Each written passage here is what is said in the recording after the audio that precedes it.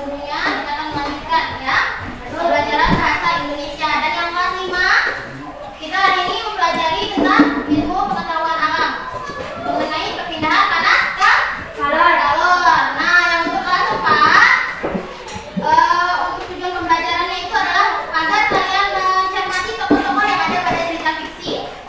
Nah, dan mengidentifikasi tokoh antagonis dan protagonis yang ada di cerita itu. Nanti dibaca teksnya yang sudah guru kasih nanti dikerjakan secara berkelompok, berdiskusi. Begitu dengan juga dengan kelas 5. Ya, sekarang guru minta buat kelompoknya dulu, ya. Silakan bisa membuat kelompok berempat. Ayo digabungin kelompoknya jadi satu.